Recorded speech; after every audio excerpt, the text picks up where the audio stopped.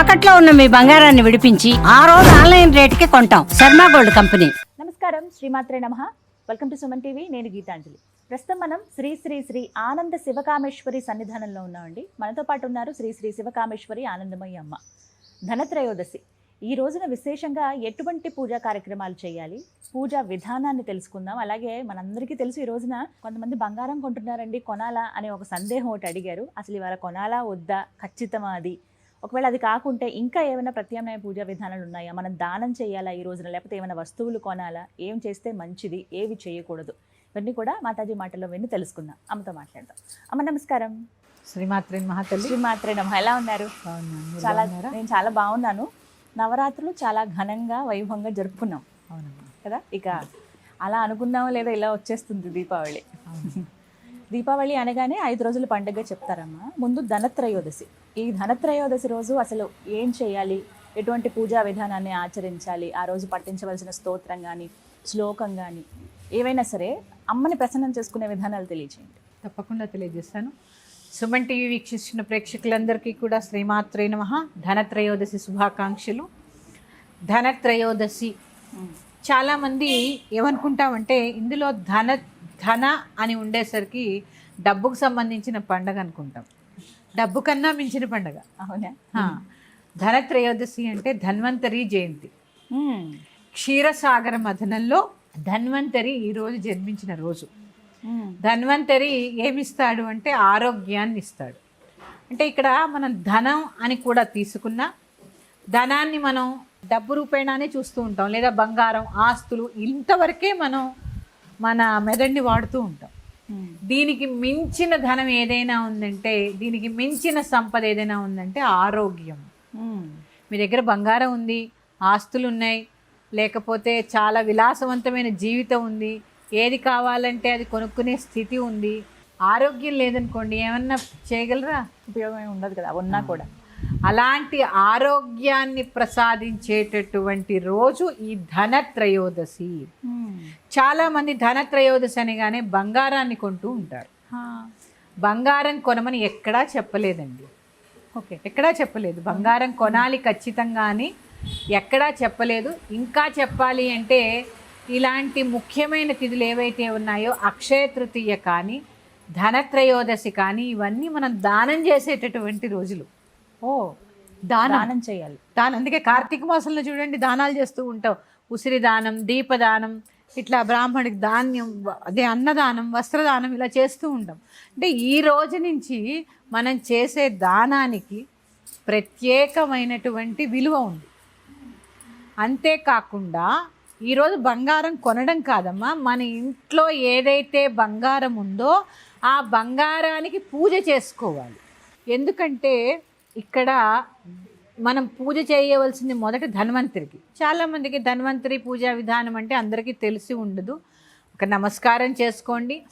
ఈ లక్ష్మీ పూజ ఎందుకు వచ్చింది ఈరోజు అంటే, అటు మార్వాడీలకి సంవత్సరం ఇయర్ ఎండింగ్ దీపావళి, మళ్ళీ దీపావళి అయిపోగానే వాళ్ళకి కొత్త సంవత్సరం మొదలవుతుంది. వారంతా కూడా వ్యాపారాల్లో ఉంటారు కాబట్టి ఈ సంవత్సరం దీపావళికి లెక్కలన్నీ చూసుకుని అన్నిటికీ పూజ చేస్తూ ఉంటారు వాళ్ళు. అలాగే దీపావళి రోజు అమ్మవారు ఖచ్చితంగా లోక సంచారం చేస్తారనే ప్రతీక కూడా ఉన్నది. అంటే బంగారం కొనుక్కోమని అయితే లేదు, కానీ ఖచ్చితంగా లక్ష్మీ పూజ అయితే చేసుకోవచ్చు. ఎందుకంటే దీనికి కూడా ఆ రోజు లక్ష్మీదేవి రాత్రి సింహలగ్నంలో క్షీరసాగర మథనంలోంచి వచ్చింది అని చెప్పి చెప్తూ ఉంటారు.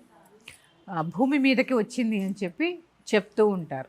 అందుకని చాలామంది ఈ ధనత్రయోదశి నాడు ప్రదోష కాలంలో వివిధ రకాలుగా అమ్మవారిని అర్చించుకుంటూ, వివిధ రకాల స్తోత్రాలని పారాయణ చేస్తూ అమ్మవారి యొక్క అనుగ్రహానికి ప్రయత్నిస్తూ ఉంటారు. ఎప్పుడు పూజ చేయాలమ్మా మరి? పొద్దున్న, సాయంత్రం? ఎందుకంటే మధ్యాహ్నం నుంచి త్రయోదశి ఉంది అని చెప్తున్నారు. అంటే లక్ష్మీ పూజ ఎప్పుడు ప్రదోషకాలం చాలా శ్రేష్టం. ప్రదోషకాలంలోనే చేయాలి. అంటే ఈవెన్ దీపావళి వచ్చేసి 5 రోజుల పండగమ్మ. ధనత్రయోదశి, నరక చతుర్దశి, దీపావళి, బలిపాడ్యమి, యమ విధియ. అంటే ఇక్కడ భగిని హస్త భోజనం అంటారు దాన్ని. ఈ 5 రోజులతోటి దీపావళి పండగ ముగుస్తుంది. కానీ మనం దీపావళి ఒక్కరోజే జరుపుకుంటాం. ఏమీ చేయకపోయినా లక్ష్మీదేవికి పూజ చేయం. సరే, మనం మార్వాడీలను అనుసరిస్తాం అనుకుందాం. వాళ్ళు ఎంత పూజ చేస్తారు, ఎంత జాగ్రత్తగా ఉంటారు.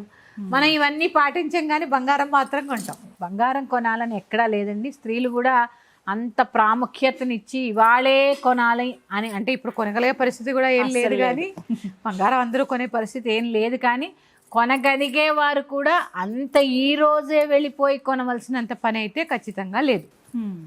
లేదు. ఇంకా ఉప్పు తెచ్చుకోమని చెప్తారు ఇంటికి ఈ రోజున. అంటే ఇక్కడ ఏంటంటే అమ్మా, ఏదైనా కొత్త వస్తువు కొంటే మనకు ఆనందం కదా. అవును. అందులో బంగారం కూడా అనుకోండి. కొత్త వస్తువు కంటే ఆనందం. ఉప్పు కొనుక్కుంటూ ఉంటారు ఈరోజు ధనత్రయోదశి నాడు. లక్ష్మీప్రదం, సముద్రం నుంచి సముద్ర ఉప్పు, కళ్ళుప్పు.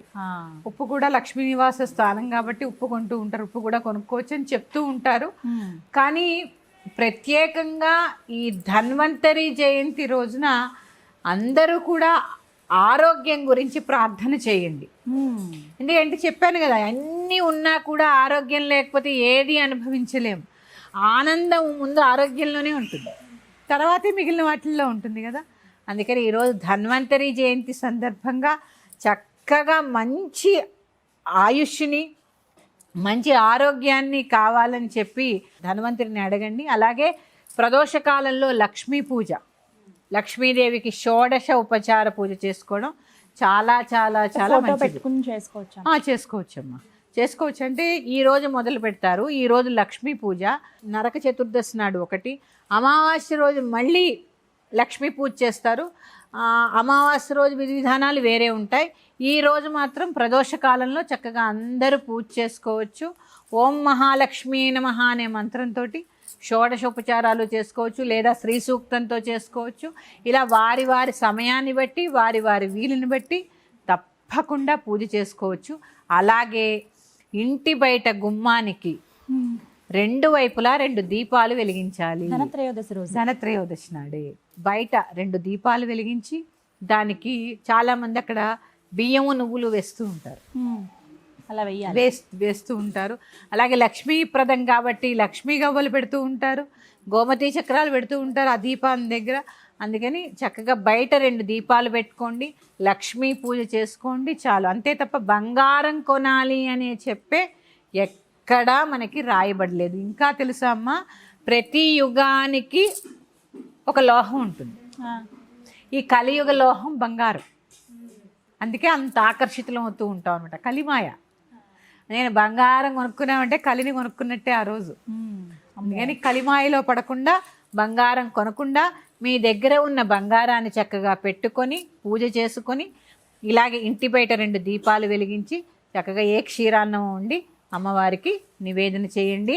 మళ్ళీ చెప్తున్నా, ఎట్టి పరిస్థితుల్లో బంగారం కొనవలసినటువంటి పని లేదు, ఎక్కడా లేదు. ఈ మధ్యనే వచ్చింది తప్ప పూర్వం రోజుల్లో ఎవ్వరూ బంగారం కొనుక్కోలేదమ్మా.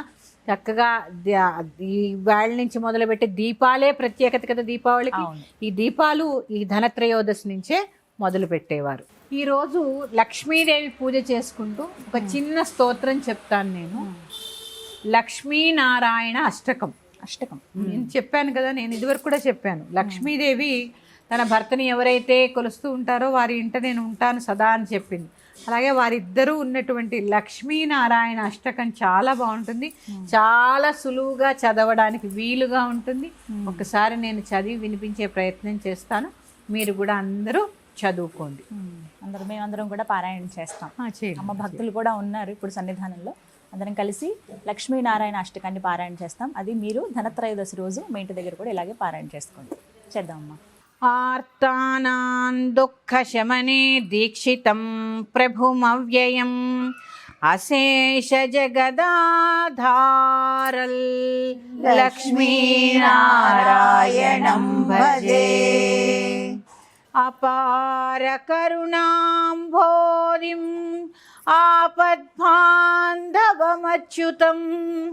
అశేష దుఃఖ శాంత్యర్థల్ లక్ష్మీనారాయణం భజే.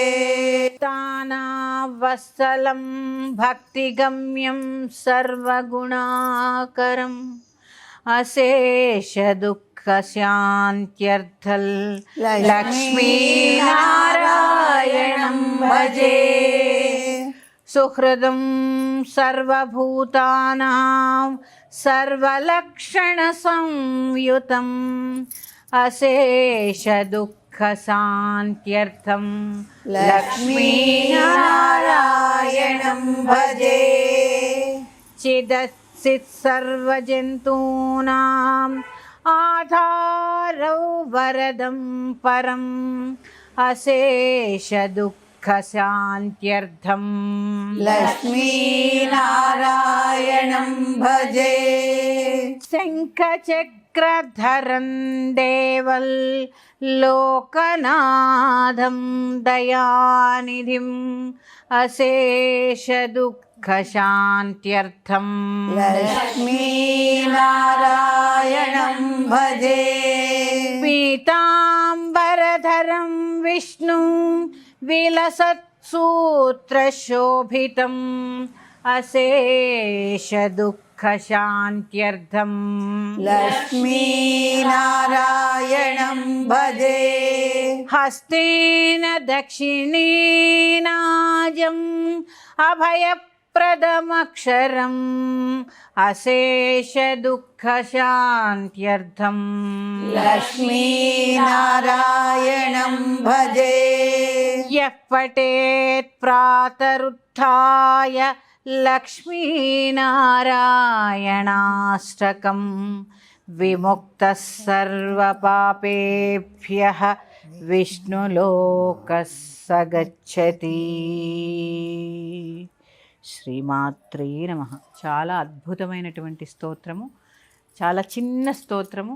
చక్కగా ఈరోజే కాదమ్మా, ఇక్కడ ఈ స్తోత్రంలో కూడా చూడండి, అశేష దుఃఖ శాంత్యర్థం, ఎలాంటి దుఃఖమైనా కూడా శాంతింపచేసేటటువంటి శక్తి ఈ స్తోత్రానికి ఉంది.